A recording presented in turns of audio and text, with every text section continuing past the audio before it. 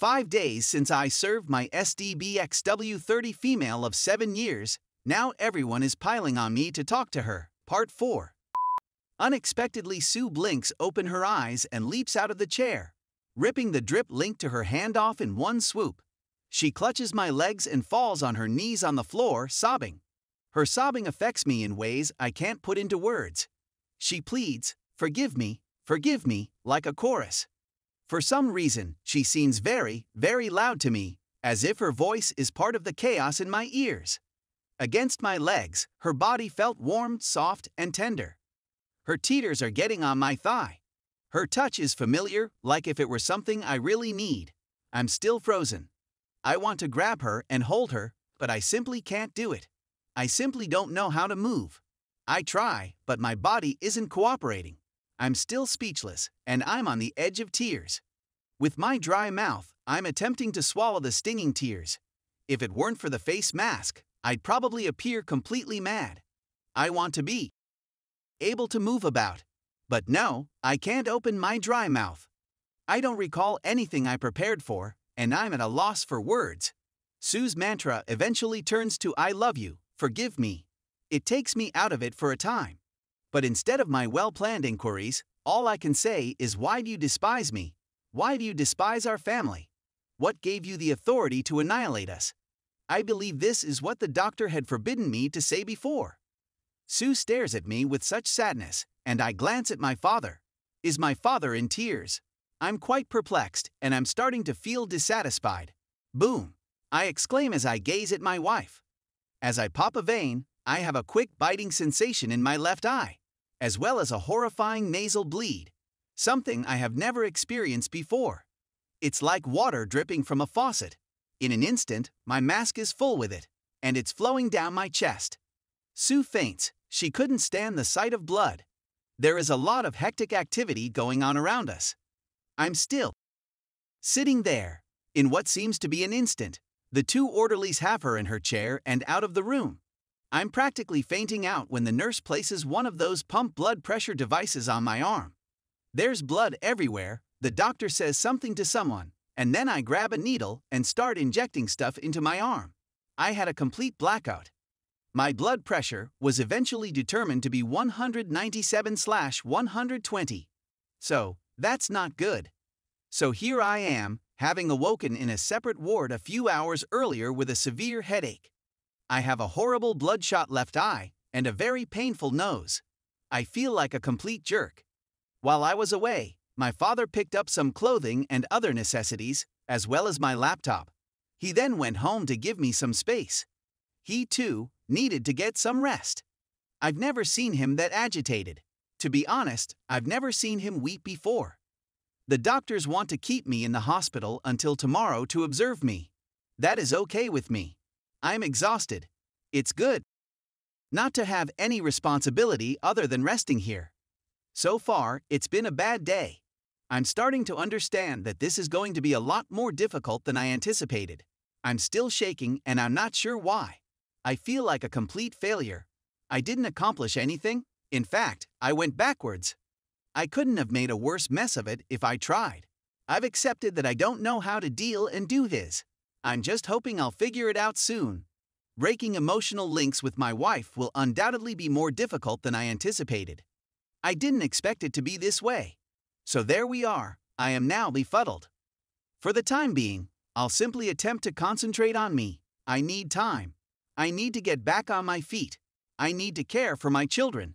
Those are my immediate priorities. I'm hoping that after I acquire some distance, I'll be able to see a route ahead since, right now, I can't seem to find any. Is it possible that I'm making a mistake? My intellect urges me to keep on, but my heart tells me not to. I'm curious whether Sue ever considered the agony and suffering she'd create. I'm simply not getting it. What could be so crucial about working with Frank that it's worth all of this pain? I'm not going to receive a suitable response to that question. But why on earth would she do such a thing? What went wrong with me? What gave her the authority to wreck all of our lives? Perhaps if there is a WW reading this, could they possibly assist me in understanding this? How can a WW rationalize what they are doing to themselves? Is there any justification for this? I mean, my wife had to have thought that was the proper thing to do for her, right? She wouldn't have done it if she hadn't, right? Is there anything I'm missing? It doesn't make sense, does it? It doesn't seem to match with what I know about her. Or is it possible that I have no idea who this lady is? I took a sleeping tablet and am now really weary. I'm hoping to get some sleep tonight. Sorry for the rambling, I just wanted to get it out of my thoughts. Thank you for all of your assistance so far. Update 7.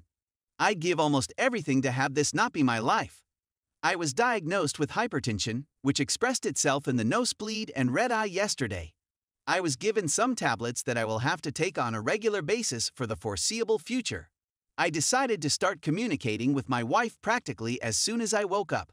I'm obviously not ready to meet her, yet I felt compelled to visit her yesterday. I had planned what I would do, but something kept me from making the necessary judgments. I needed to know what I thought of her. I'm ashamed of how much I still adore her, and I really want to despise her for what she did. Maybe I'm being a moron. I'm becoming more unsure about everything. But the hate just does not exist. It should be there, but it isn't. I'm not sure why it's not there. It should be, since she deceived me and harmed me more than anybody else ever has. Still, I adore her. Why? I understood that not communicating with her is both ineffective and stupid. So I unblocked her since she was bombarding me with texts and phone calls. I can't possibly go through them all. There must be hundreds. I texted her and asked if we might attempt to communicate through SMS and WhatsApp. Surprisingly, she reacted immediately. I didn't expect to hear back until at least the next morning. I told her that we needed to function for our children and that we needed to concentrate on that for the time being. She refused to comply, stating that she wanted us to discuss everything. I've urged her not to give me walls of text, but rather to bring up one topic at a time and discuss it before going on to the next. In answer, she provided me a lengthy list of themes, 136 in all. The vast majority of them are things we might do or read to attempt to discover methods to reconcile. I instructed her to put all reconciliation matters on hold for the time being. I get that. This is very fresh for both of us. I can't speak for her, but I'm not ready to digest this in any meaningful way just now. She claims she hasn't gotten enough sleep. She also claims that everything is her fault and that she has no good justification or rationale for what she did. She insists it's the first time she's ever done anything like this. I'm not sure I believe it, or maybe I don't want to believe it. Is it possible that I'm clinging to my rage? To enmity? I'm not sure what I'm talking about anymore. She believes the affair was like being drugged and she couldn't stop herself. I'm not sure. Is this even correct? Is this even conceivable? She informed me that she had been let off from her job and that she had not heard from Frank since the hotel. She also claims to have notified relatives and friends about what she has done, so evidently everyone is aware. Nobody has reached out to me, which makes me quite sad for some reason. I made her vow she would never attempt to terminate things forever again. She promised to speak to me if I simply spoke to her. That irritated me so severely that it seemed like extortion, speak to me or else. But maybe she's just being honest. Is it conceivable that I'm reading things from the worst possible perspective? I suppose I don't understand myself, or maybe I never did. But at the very least, we're communicating. Today, I consider it a victory. I've chosen to return home and have the kids return home if my father can remain with us. If he can't, I'll stay with the kids for a few more days. I'm finding that I'm doubting myself a lot more than I used to. It's as if I can't make up my mind about anything anymore. I received a message from Frank's wife saying she has returned home, so I will go visit her later. I am looking forward to speaking with her. Frank is still gone. No one knows where he is. Or, at the very least, no one is prepared to tell them where he is if they know. This morning, I looked in the mirror and swallowed some harsh pills, and I came to certain conclusions. It is not my position nor my advantage to want to punish my wife. I need to step back and let things play out. Trying to push things as I have been doing only serves to harm everyone. I'll take a step back and attempt to find some WW to address some of my questions. I'll attempt to keep myself and the situation as cool as possible. I need to find a technique to cleanse my mind. I'm genuinely curious as to how someone can make such decisions. I'll attempt to be patient and allow my body work through these feelings and obstacles on its own timetable. Before yesterday's meeting, I had persuaded myself that if I simply finished this or that, the pain would go away immediately. What I really need to do, what we all need to do, is properly lament this. Our lives as we knew them are ended, and we will never be able to relive them. I'm not sure what the new future will be like, but it's a little frightening. That is something I must handle. After yesterday, I realized there is no easy cure here and that I am not in control.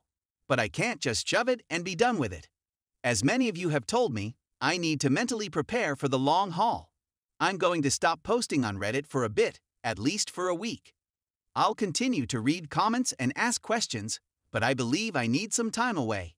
There are too many opposing viewpoints, and I can't even manage my own emotions right now.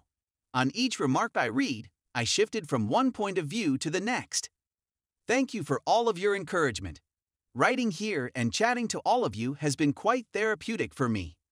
Thank you for taking the time to hear what I had to say. Many of you said that my wife is in suffering and I need to consider that. Someone said, meet her pain and accept it, which really struck a chord with me, and I will endeavor to do so. Perhaps the most significant lesson I've made is that I need to find a way to forgive. Harboring all of this resentment and pain isn't going to help anything. It doesn't mean I'll forget, but it does mean I'll have to find a way to forgive.